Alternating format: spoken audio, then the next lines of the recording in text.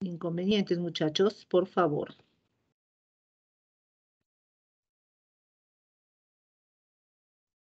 Chicos, las claves de la semana 6 he compartido con ustedes. Hola, hola, muchachos. Manifiesten.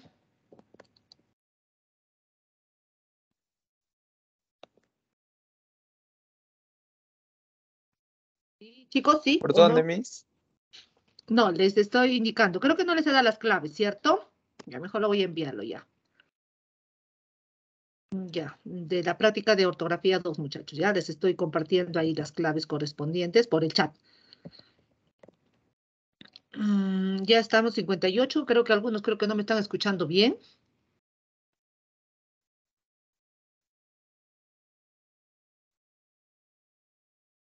Voy a compartir el material. Por el chat envié las claves, ¿ah? Ahora voy a compartir el material.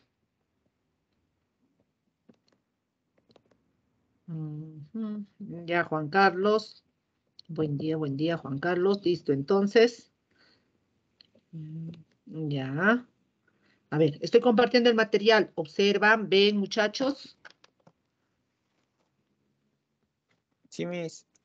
Confirmación, chicos, confirmación. ¿Qué están haciendo? A ver, ahí creo que están tomando desayuno.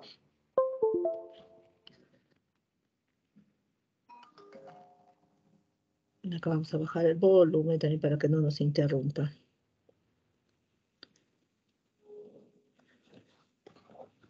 Listo, chicos. Entonces, reitero el saludo de la mañana. Bienvenidos a CEPRE UNCP. Ya, estamos ya en la semana 7. Quiero verificar si... Ah, ya, si ha puesto la grabación la señorita tutora o el tutor. Ya. En la semana 7 vamos a trabajar ahora el repaso de... que corresponde, atención,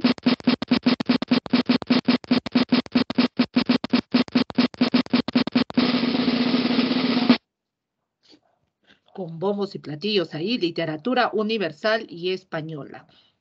Ya, muchachos, entonces, al hablar de literatura universal y española, a ver, recuerden, estamos refiriéndonos a la preceptiva literaria, a la historia literaria o a la crítica literaria, muchachos. ¿A cuál?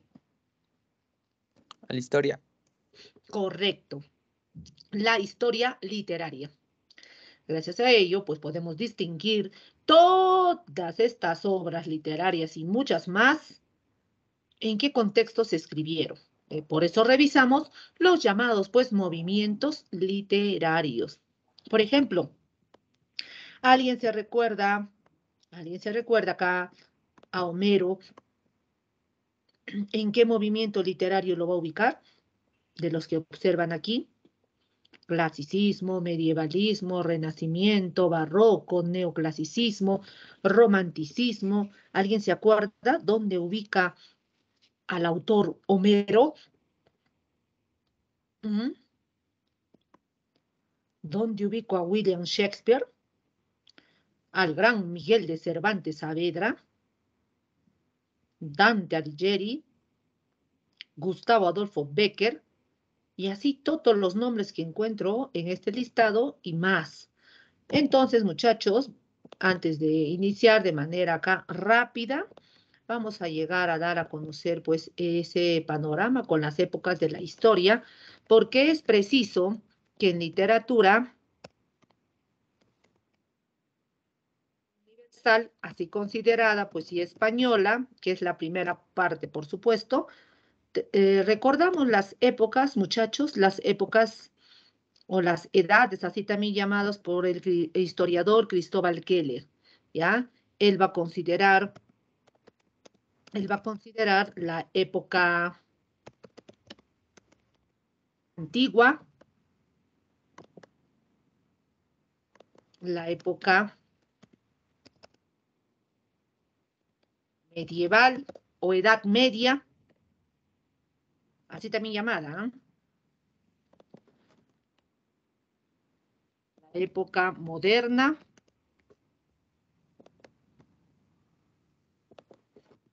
y la época contemporánea. Estas 4 épocas, les decía, muchachos, es una de las divisiones que da pues el historiador Cristóbal Keller. Eso no significa que es la única, es la validera, la mejor, etcétera. Muchos historiadores discrepan con ello, pero en literatura consideramos para que la explicación también sea más ágil, ¿ya? Por esa razón también, por esa razón, porque hay mucho que discutir en esta periodificación que da, ¿ya? ¿Por qué época antigua? ¿Por qué época medieval? ¿Cuándo termina? A veces se nos puede ocurrir ello. Y por historia, ustedes saben que ha habido acontecimientos que marcaron esa diferencia. El pensamiento del hombre no se va a mantener. Recuerda que nada es absoluto, nos dice ya la filosofía. Y pues ese, por ejemplo, esclavismo, esa base mitológica que se vivió en la época antigua, se va a dar un giro con el dominio de la sabiduría a través de la iglesia, a través de la religión. Y ya damos a conocer una época distinta, pues la caída del Imperio Romano, además, va a marcar el cambio de época a la llamada medieval. En esta época medieval que te recordarás las cruzadas, te recordarás los caballeros, el feudalismo esencialmente, que va a destituir al esclavismo de la época antigua. En fin, hay cuánto, ¿no?, en cada época, contexto histórico, social, político, religioso, filosófico, económico, etc. La época moderna, vienen con los nuevos cambios, los nuevos inventos, las revoluciones industriales, pero ya hablamos de las guerras mundiales, 2 guerras que llegaron a conmocionar a todo el mundo, ¿no? La Primera y la Segunda Guerra Mundial, por ejemplo, que ya marca después de la Revolución Francesa, por supuesto, marca el hito ya para hablar de una época distinta a la contemporánea que hasta nuestros días vivimos. Esto a grandes rasgos. Ahora vamos lo que nos compete en la parte literaria. En esta época antigua surge pues el llamado clasicismo. La palabra clasicismo, muchachos, así como cuando hablamos de las demás corrientes o movimientos literarios, por ejemplo, en la época medieval se va a dar el medievalismo, el nombre relacionado a la época. Estas denominaciones, chicos, no son exclusivamente, por supuesto, para hablar de lo literario. Eso hay que tener en cuenta, ¿ya? Eso hay que tener mucho cuidado ahí. Son movimientos artísticos y de seguro si tú llegas a googlear, te va a salir allí, movimientos artísticos, ¿ya? Y cuando habla de arte, ahí está pues la literatura, por si acaso, ¿ya? ¿Y por qué movimiento artístico? Es que no surgieron exclusivamente pues en lo literario, sino abarcaron mucho más. Abarcaron la arquitectura, abarcaron pues el mundo, ojo, el mundo aquí artístico. La época moderna, en la época moderna damos a conocer al Renacimiento. Renacimiento. ¿Sí? Este Renacimiento que tiene semejanzas, contradicciones con el barroquismo, o barroco también llamado, ¿ya? El neoclasicismo.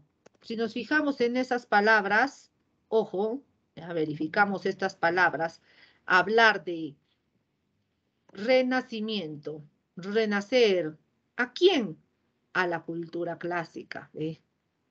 Neoclasicismo, un nuevo clasicismo. Vale decir que en plena época moderna se buscaba volver a considerar ese clasicismo que se vivió en la época antigua. ¿Se dan cuenta? Estos 3 prácticamente ahí, ¿no? Luego del neoclasicismo viene un movimiento literario, ojo, llamado romanticismo, oponiéndose rotundamente a ese neoclasicismo planteado. ¿Cuándo? Ya vamos a ver en un momento. Al romanticismo se opone pues el realismo. Y estos dos términos quizás son los más reconocidos, ¿no? Romanticismo versus realismo. También tenemos al naturalismo. En la poesía está también el simbolismo.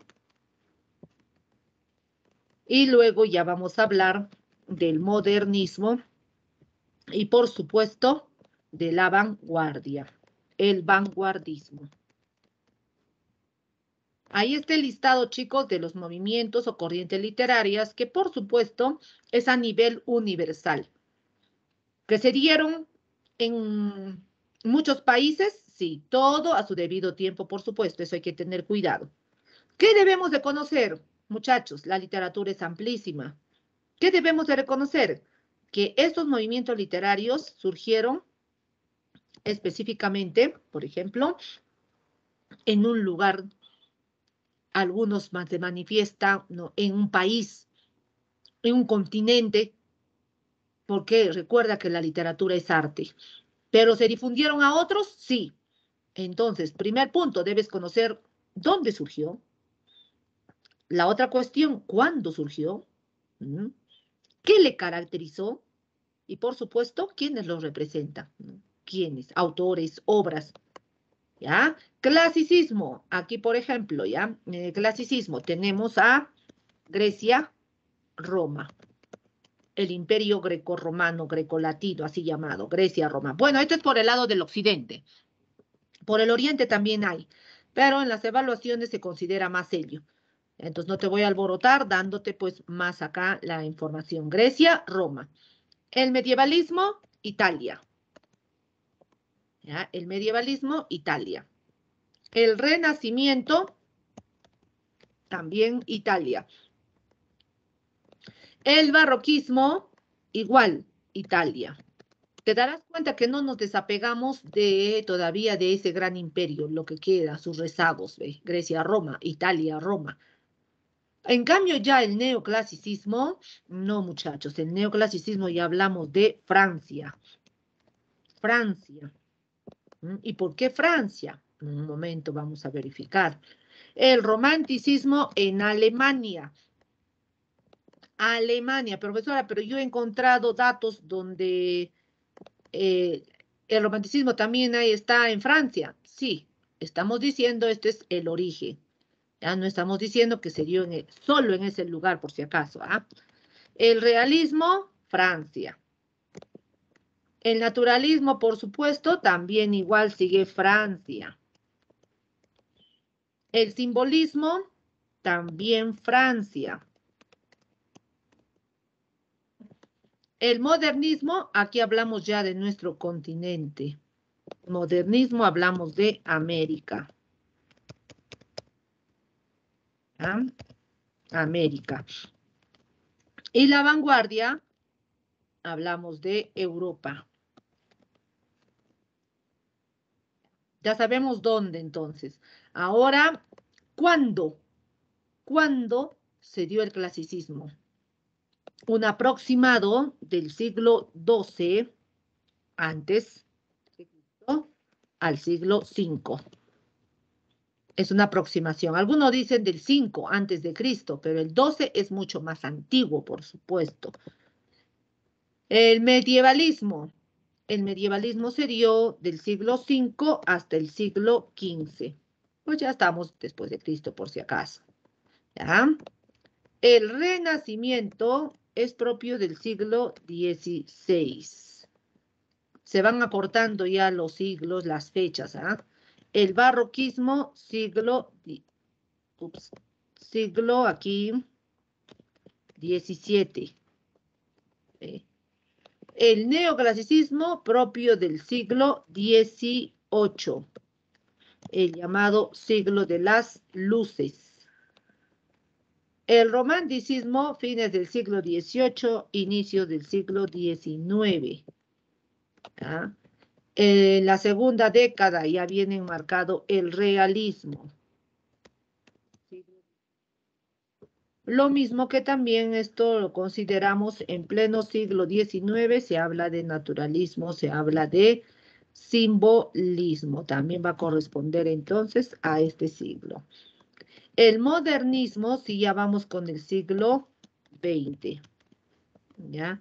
Igual que nuestra vanguardia, y la vanguardia, ojo, se da hasta nuestros días, la vanguardia. Otra corriente, no hay quien le supla. ¿Hay movimiento? Sí, eso va a ser propio de la vanguardia. Entonces, hoy revisamos las 6 primeras corrientes o movimientos literarios, por si acaso.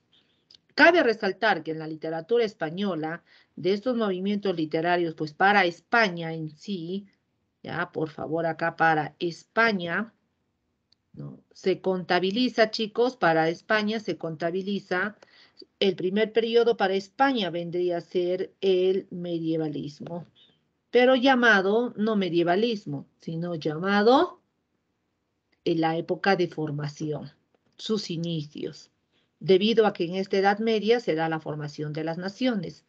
Antes todo era el viejo mundo, Grecia, Roma, pero a partir del medievalismo ya hablamos ya de Francia, Alemania, España, ya se llega a dividir políticamente prácticamente pues el imperio, acá el gran imperio grecolatino, ¿ya? Al Renacimiento y al Barroquismo, a estos dos, ojo, a estos dos se le conoce para la literatura española, se le conoce como el llamado siglo siglo de oro, ¿cierto? Tal vez recordarán el siglo de oro que trabajaron en tercer año, cuarto año en el colegio, el siglo de oro. Y así se sigue dando en la literatura española, por ejemplo, su época de la decadencia que van a tener con el neoclasicismo, el romanticismo y el realismo, su época del resurgimiento para España, resurgimiento. Y por supuesto, la literatura actual, ¿ya? El modernismo, la vanguardia, aunque aquí los españoles lo consideraron como las generaciones, tanto del 98 como del 27. Y sigue viviéndose hasta nuestros días, pues también con esta vanguardia. Chicos, ¿observan el esquema? Sí, Miss. Muy bien. Eso es lo que deben de recordar, reconocer las épocas, los movimientos, sin necesidad de memorizarse, haciendo uso de la historia, hasta qué tiempo, cuándo, para poder, pues, aquí, para poder analizar y verificar, ¿no? Clasicismo, ¿qué se vivió? ¿Por qué el autor en Ilíada nos da a conocer el problema de Afrodita versus Atenea? Zeus trata de ahí de también apoyar que se haga justicia, pero lamentablemente ese rencor hace que sean rivales Aquiles y Héctor. La guerra de Troya, que en su penúltimo año nos comenta en la obra, y todo ello, ¿no? ¿Debido a qué? ¿Qué pasó? Las características de cada movimiento, entonces lo vamos a revisar. Ya, su máxima atención, aquí tengo un videíto del clasicismo que te va a ayudar a dar un panorama general. A ver, su máxima atención, muchachos. ¿Me están escuchando, cierto? Chicos, Sí, Miss. ¿listo? Hola amigos de YouTube, hoy veremos las características y periodos de la literatura clásica griega. Aunque no es la única literatura de antes del siglo V, la literatura clásica griega es considerada por el canon como la más importante de la época. La definiremos como la primera corriente de la literatura universal, la cual se desarrolló en Occidente, en Grecia y Roma, durante la Edad Antigua. Tiene las siguientes características. Las obras se inspiran en mitos, sus historias giran alrededor del siglo troyano o ciclo tebano.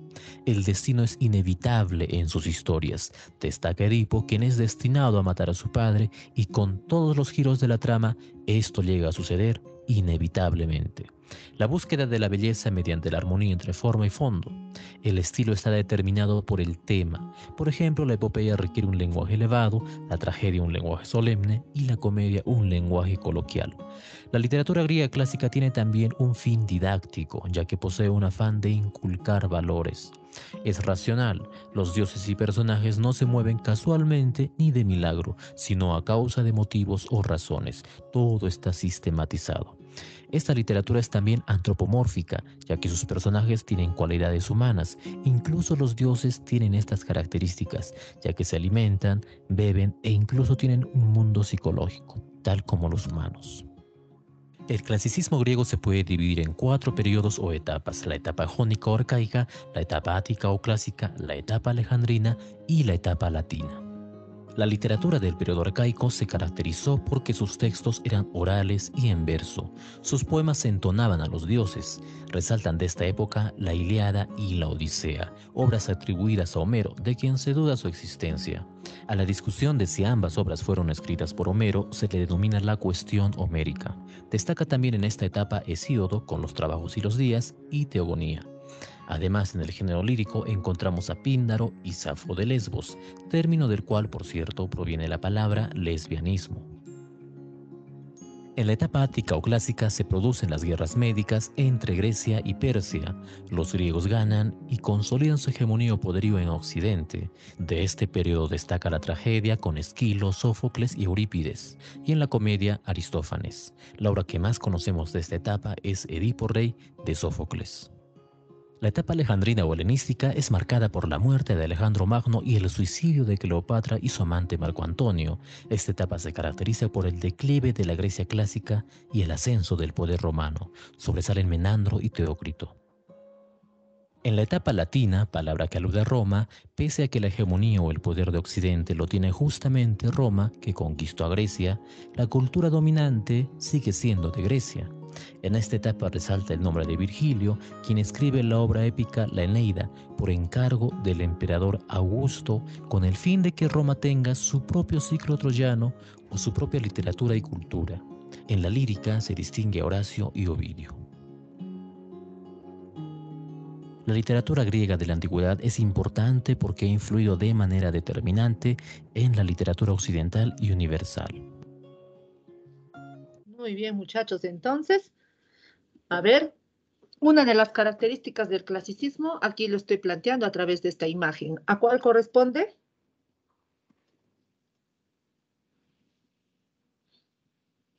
¿A cuál, chicos?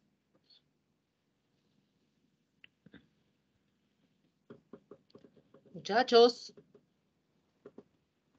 Volumen, mucho volumen. No les vaya a volver sorditos ahí ya. Chicos, la base mitológica. ¿Me están escuchando, muchachos? Sí, Miss. Me preocupa que solo contestan ahí uno que otro, pero el resto, nada. Tienen que llegar a pronunciarse, pues chicos, ¿ya? Ánimo, ánimo, muchachos. El clasicismo, esa palabra clásico que no pasa de moda. La base mitológica está presente en las diversas obras que corresponden a esta primera corriente literaria. Ojo, ya para los griegos, esas divinidades, ¿no?, van a ser pues resaltadas también en las obras. Por eso se habla de los personajes dioses, los inmortales, los héroes y por supuesto los mortales, la humanidad, la predestinación, el antropocentrismo de todas maneras está aquí relacionado. También se llaman que fue racional el pensamiento por los avances que se dio en ese entonces. ¿Ya? Cuenta la mitología acá que Zeus fue el salvado por su madre Rea frente a Cronos, que devoraba a cada hijo que le entregaba Rea. ¿Y por qué? Porque este gran Zeus se iba a convertir en el Dios justo y en todas las obras se va considerándolo de esa manera, ¿no? No se le ve como a un Dios que pues es un tanto parcial, ¿no?, con alguna de los demás dioses, no. Así actúa entre, por ejemplo, la bella Afrodita versus Atenea. que las dos pertenecieron a los grupos opuestos en la obra Ilíada, ¿no? Frente a los aqueos, por ejemplo, acompañados por Atenea, y los troyanos, acompañados por Afrodita. Y de tal manera que ellas también aprovechan de toda la divinidad que tienen como para lograr que tengan ganancias en esa guerra de Troya, ¿no? Afrodita apoya bastante pues a Héctor, lo mismo que Atenea a Aquiles, aunque le gana, por eso es la temática en Ilíada, la cólera de Aquiles, ¿cierto? Los romanos, ellos nos dejan este gran legado de la cultura griega gracias a su difusión. O sea, los romanos tomaron en cuenta, podríamos decir como imitaron a la cultura griega. Para los romanos no fue Afrodita, sino Venus, pero la misma diosa del amor, de la belleza. Lo mismo que Atenea. Atenea para los griegos, Minerva para los romanos. ¿De quién se trataba? De la misma divinidad, la diosa de la sabiduría. O sea, en ese aspecto no se cambiaba pues la divinidad, ¿no? Sino solo la denominación. Por eso ahí puedes observar, el primero es en griego y el segundo es en romano o latino. ¿Ya? Se habla de 4 periodos en la literatura clásica, ¿cierto? A ver, muchachos, el primer periodo es el arcaico, jónico, es el inicial. El segundo periodo, ¿cómo se llamó? Chicos, Ático clásico. muy bien, hijo. El ático, clásico, como su etapa de oro, ¿no? Ya. El tercero tiene que ver con un emperador. Alejandrina. Exacto. Ya ingresando a la literatura romana, ¿cierto? Y el 4, Latina. exclusivamente latino, lo romano, ¿cierto? Se va viendo pues ese cambio allí, ¿ya? En este periodo arcaico jónico, todo lo que puedan observar ustedes a través de este friso cronológico, puedes ver por la parte superior el contexto y por la parte inferior la literatura. Recuerda que aquí se dio la oralidad, ¿ya? El llamado, ¿cómo se llamaba a los poetas de este tiempo? A ver, ¿alguien recuerda? Ahí está, en este esquema, en este organizador también está el nombre. ¿Cómo se le llamaba al poeta de este entonces, de la época clásica? No se les decía poeta, sino, ahí también Homero participaba.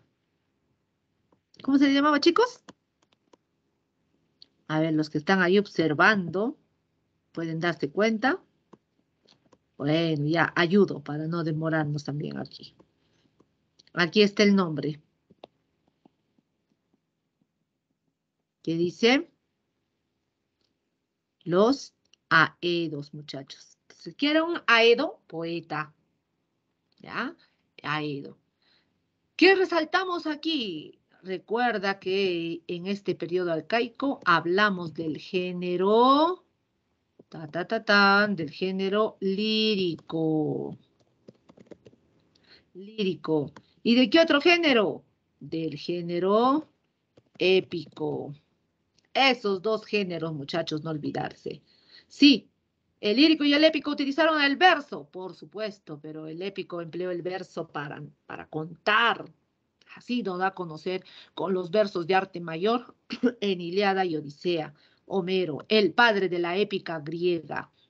¿Ya? Hesiodo, el padre de la historia, la teogonía, los trabajos y los días. ¿Ve?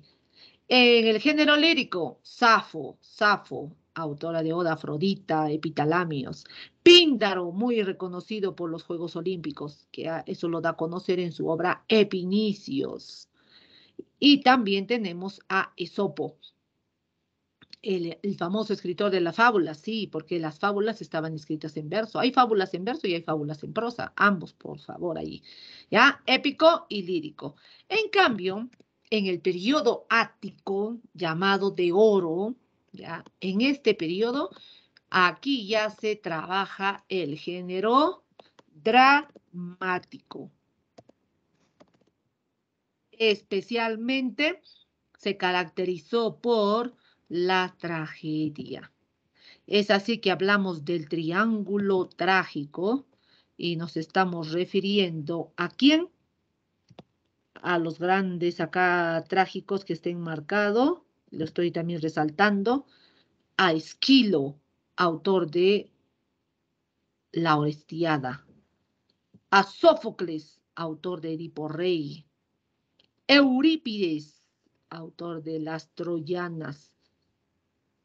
Una trilogía igual que La Orestiada de Esquilo. Los tres maestros de la tragedia, ¿ya?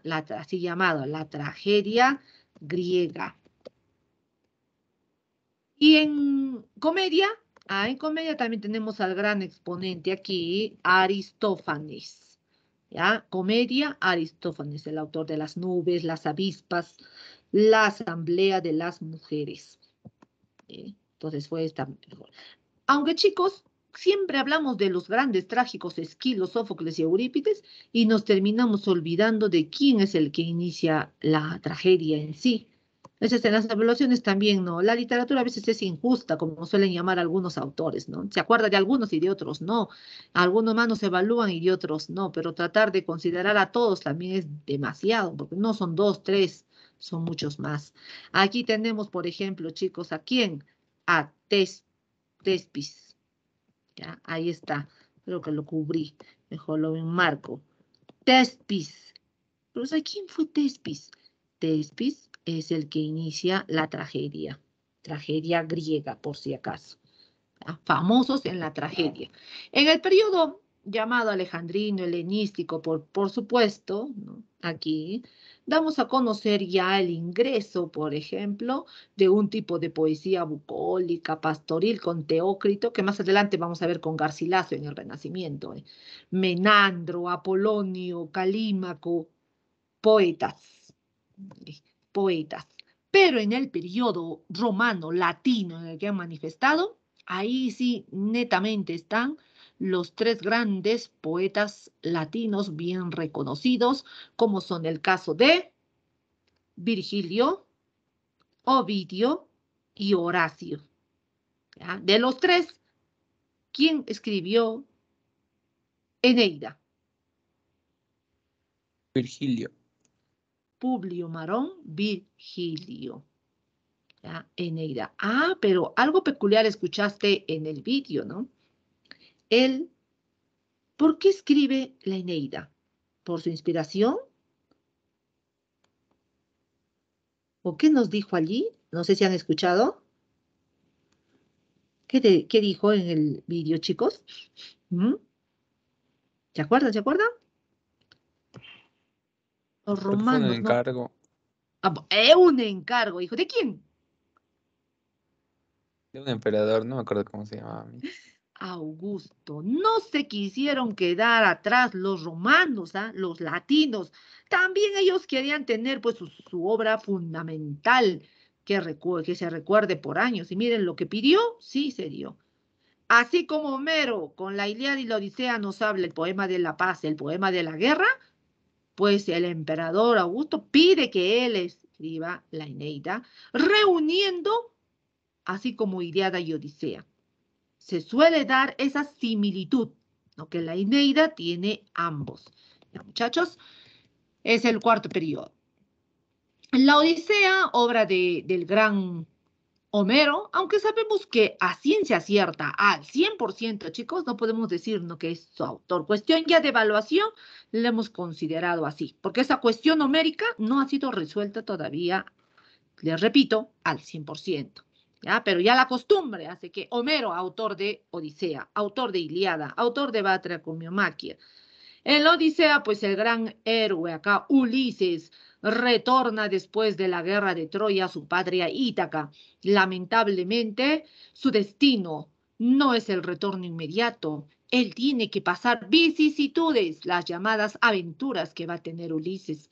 Es más, casi ya se queda reinando Ogygia al lado de Calipso, pero eso no era el destino de... La predestinación también es una característica importante del clasicismo, por si acaso.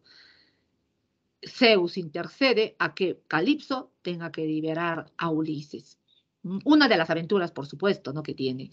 Por su lado, su amada Penélope trata de salvarse de los malvados pretendientes que querían solo la patria Ítaca, el palacio.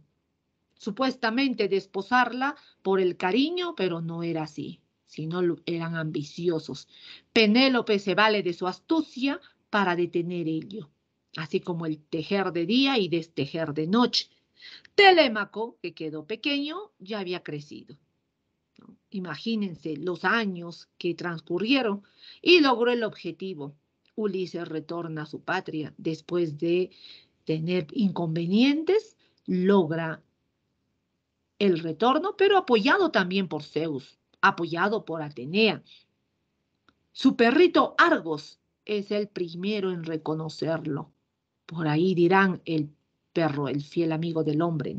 Y así fue, murió Argos al reconocer a su amado y esperarlo tantos años. Euriclea, la nodriza, también lo va a reconocer cuando le lava los pies, porque es invitado al palacio. Y pues Penélope, para Penélope no era ningún inconveniente, más bien buscaba así despistar a los maliciosos pretendientes. Se da la prueba del arco por los aros de las hachas superpuestas, única prueba que su marido podía hacerlo y el resto no. Y finalmente el mendigo es descubierto. No se trataba de un mendigo, sino de Ulises, el rey de Ítaca. Así es como entonces mata a los pretendientes, apoyado, y solo su esposa va a reconocerlo con la descripción del hecho nupcial. También aspectos aquí que podamos manifestar que no se dejaba engañar. Los dioses podían hacer de las suyas, buscando identidades diversas, pero ella tuvo su recurso para identificar que se trataba de su amado Ulises y no de otro. El segundo movimiento, corriente literaria, llamado medievalismo. Sabemos ya que surgió en Italia, estamos hablando del siglo V al siglo XV, la época acá de la que religión, el teocentrismo ante todo. Se suele decir que fue la época oscura, esto lo voy a obviar, la época oscura, puesto que se dio el retraso. Ahora, ¿quién es dueño de la sabiduría? Pues los religiosos, la iglesia, por no decirlo. Y lo demás quedaba en segundo plano. Hasta hereje lo consideraban. Entonces, en esta época medieval, damos a conocer que surgieron en cuanto a literatura, pues los mester, tanto de clerecía como de juglaría. Los jarchas se encargaron de ello. El mester de juglaría se caracterizó por su anonimato, quizás para evitar tener problemas con la iglesia, porque allí nos habla del honor, nos habla de las cuestiones aquí de guerras, de enfrentamientos. Es la división de las naciones. Por eso es lo que se considera como característica al medievalismo también el afán nacionalista. ¿Ya? En cambio, ahí está el poema del Mío Cid, por si acaso. ¿Ya? Considerado el juglar, el poeta en este tiempo ya se llamaba juglar. ¿Y qué pasa con el Mester de Clerecía?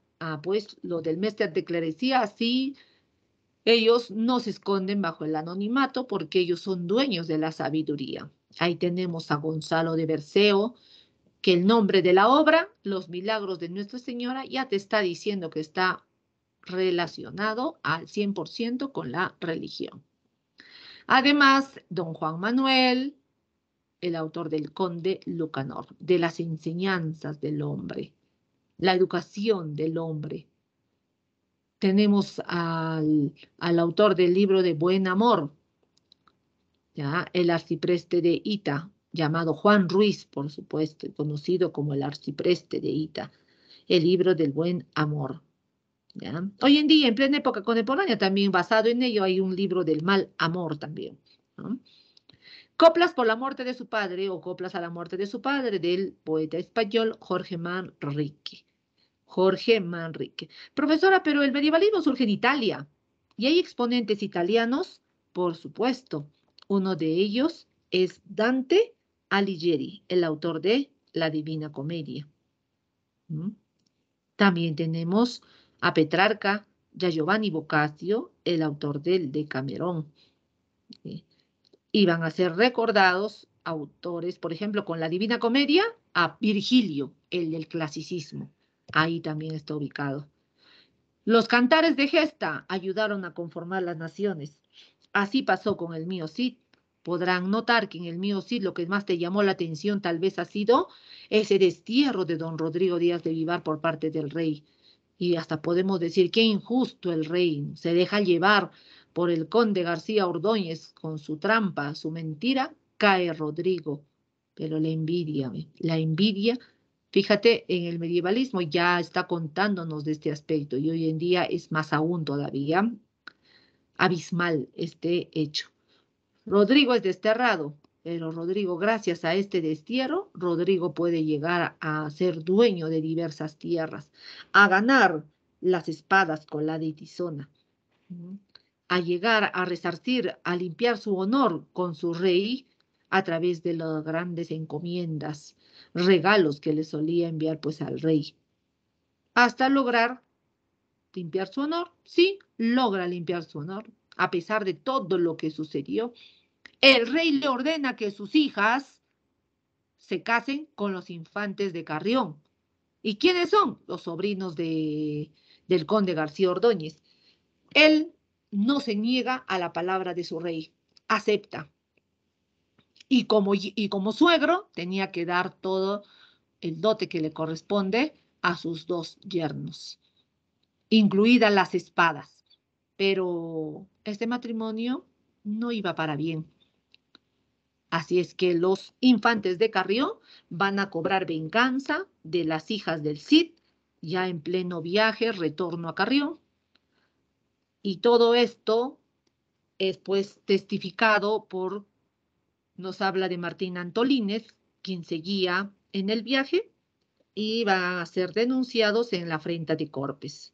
El rey Alfonso VI, que él es el quien había garantizado el matrimonio, pues ahora él también manifestaba, o su fallo fue a favor de las hijas de Cid. Y termina la obra, este cantar de gesta, con las segundas nupcias que tienen Anastasia y Delfina. Hijas, acá tenemos a doña Elvira y doña Sol. ¿Ah? Ahí, cuidado, les mencioné ahí otro nombre, Elvira y Sol, producto de Jimena y de Rodrigo, ¿no? De los padres de las muchachas, con Elvira y Sol, con los infantes de Navarra y de Aragón. Ellas, ahora sí, pues, ya viven más tranquilas. Fíjate en todo este recorrido. Vivar, Burgos, San Pedro de Cardeña, Toledo, Zaragoza, Barcelona, fíjate todo ello. Estos lugares que en este momento Rodrigo va descubriendo, Rodrigo va apoderándose, es como que va llegando a considerar a todos estos lugares como propios ya para formar lo que hoy conocemos como España. Antes a España no se le conocía con esa denominación de España, valga la redundancia, sino ¿de qué nombre, chicos?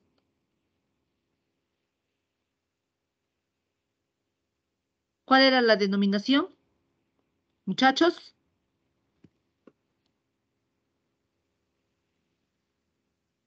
Chicos, ¿me escuchan?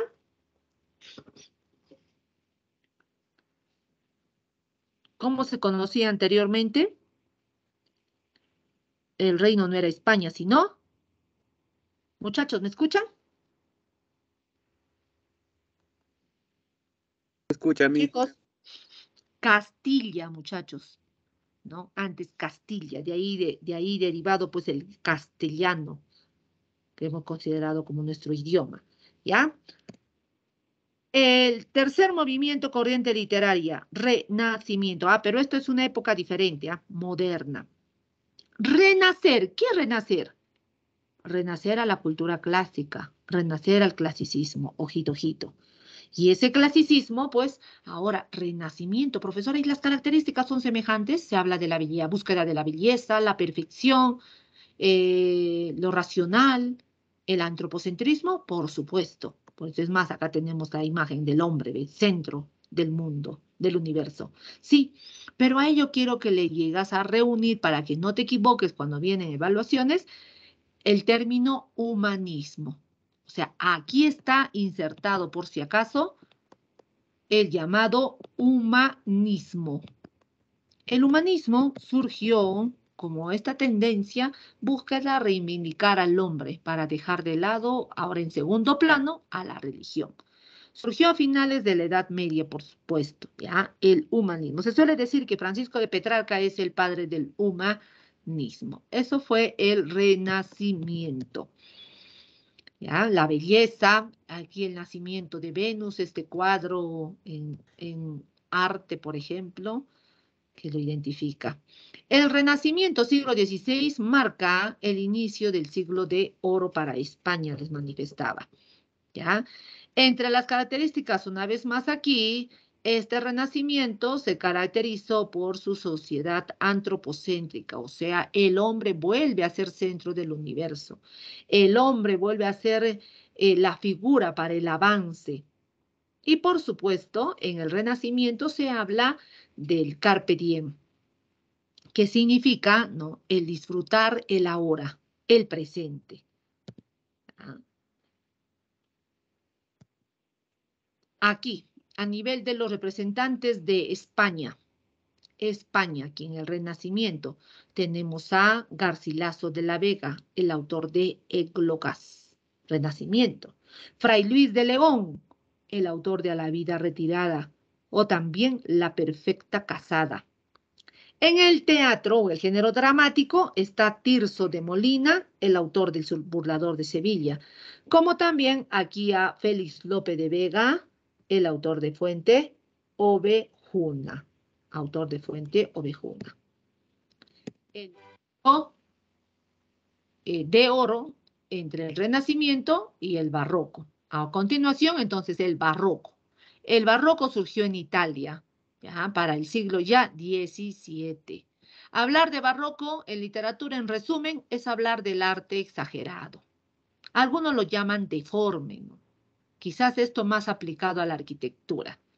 Pero en literatura, las exageraciones en el uso de los recursos literarios.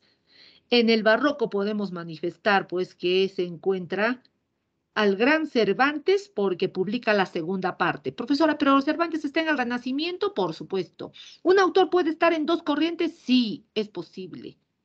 Hasta 3 tienen rezagos. Pero por cuestión de evaluaciones, en el compendio ustedes encontrarán ahí los nombres para poder ubicarlos, ¿ya? Por ejemplo, cuando hemos hablado del Renacimiento, en el Renacimiento está el gran inglés William Shakespeare. Pero tú buscas y vas a encontrarlo a Shakespeare más como barroquista y algunos no lo consideran renacentista en sí. ¿Ya? Porque en el barroquismo, como es la etapa de oro para España, y no solo para España, también, por ejemplo, para Inglaterra, Shakespeare inicia el gran siglo teatral con Hamlet, que lo va a manifestar. El género lírico, el género dramático, aquí lo podemos observar entre sus oponentes Francisco de Quevedo y Luis de Góngora, en cuanto a la lírica, la poesía barroquista, la escuela culterana versus la escuela conceptista. Quevedo fue representante de la escuela conceptista y Góngora de la escuela culterana. ¿Ya?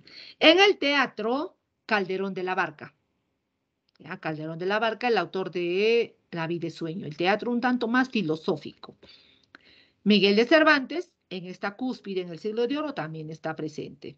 Haciendo acá el resumen, entonces, Edad de Oro para España, Renacimiento y Barroco, recordar a sus máximos exponentes, pues. Recordar en el Renacimiento a Garcilaso de la Vega, a Fray Luis de León, a la obra anónima El Lazarillo de Tormes, por ejemplo. En el Barroco, Quevedo versus Góngora, ¿ya? En la narrativa continúa Cervantes, también Cervantes en el Renacimiento que inicia, que es figura elemental. El ingenioso hidalgo Don Quijote de la Mancha es una novela, ¿ya?, dividida en 2 partes.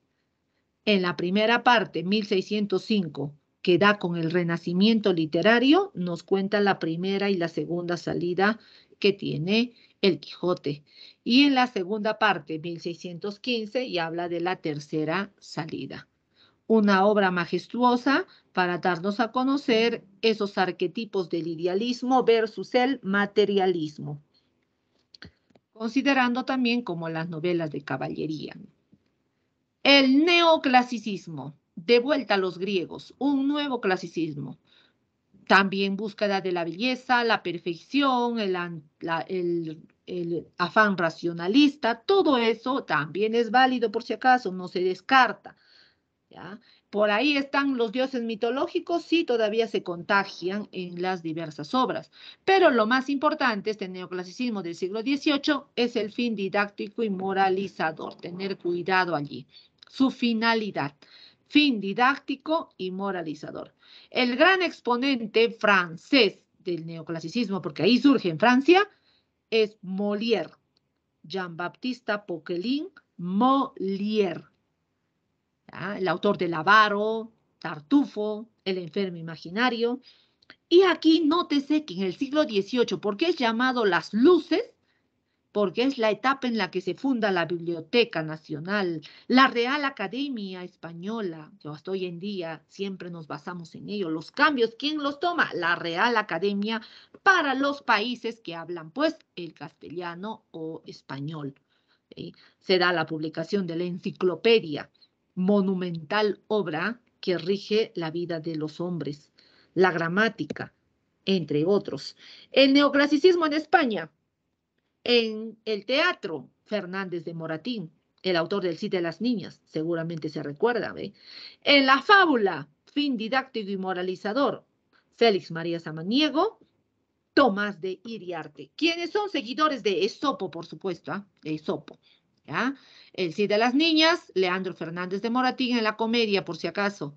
Y en la fábula, Samaniego versus Iriarte. Profesora, pero en Francia también hay un fabulista, sí, Jean de La Fontaine, también representante de la fábula en Francia.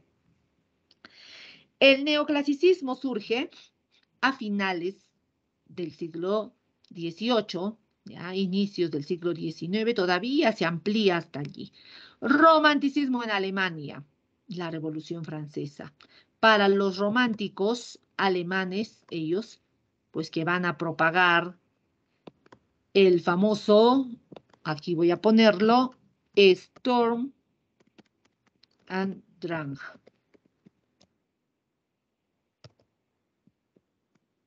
Tormenta y pasión, tempestad e ímpetu, así lo dieron a conocer. Eso fue el romanticismo, ojo, en Alemania. Goethe, Schiller lo propusieron. ¿Y qué fue el romanticismo?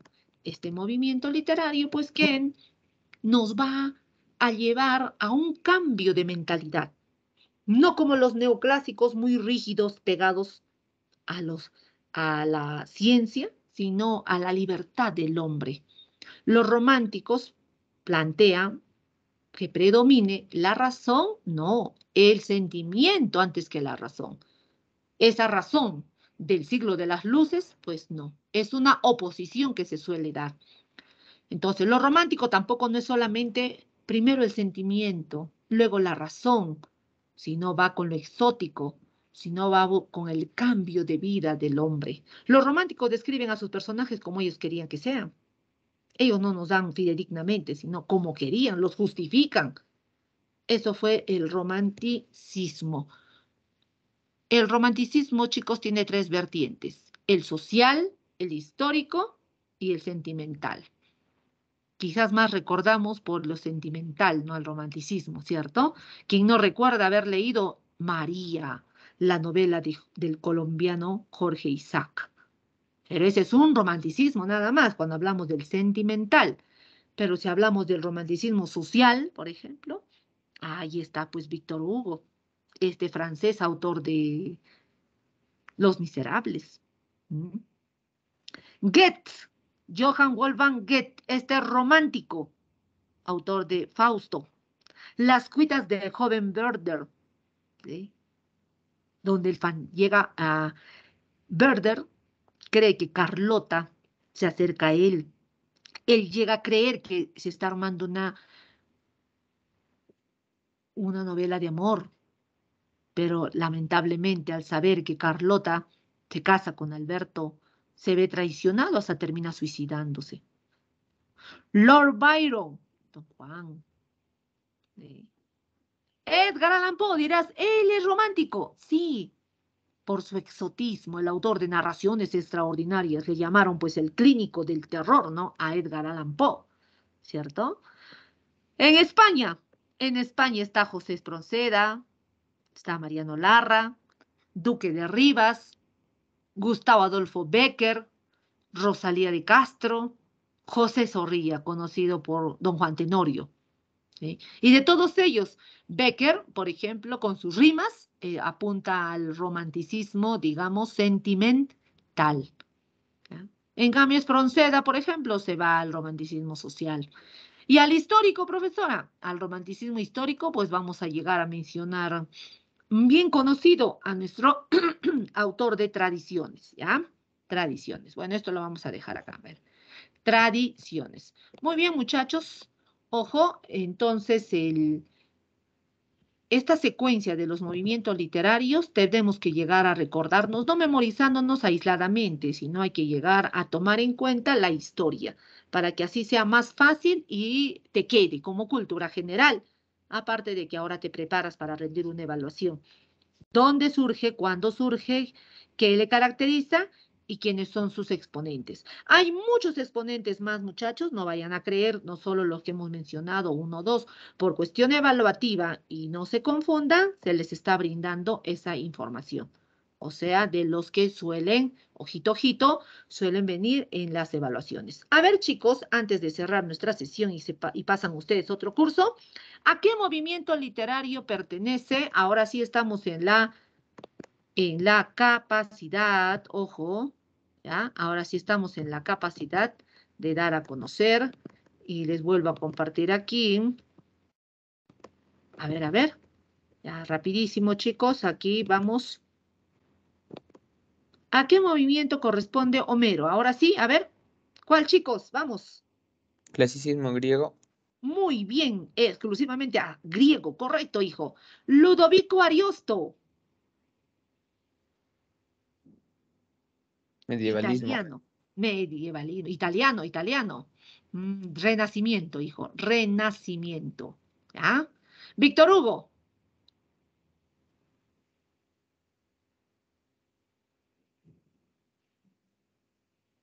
Víctor Hugo. Romántico, Víctor Hugo. Lord Byron. ¿Dónde han visto Lord Byron? Lord Byron.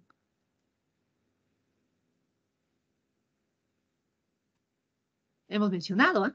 Lord Byron. Romanticismo. Me voy con los que hemos mencionado, ¿ya?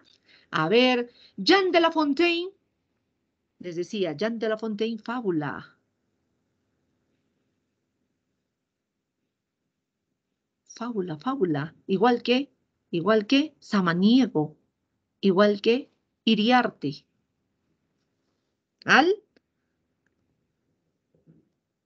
neoclasicismo, ¿ya? ¿Dónde va Virgilio? Virgilio.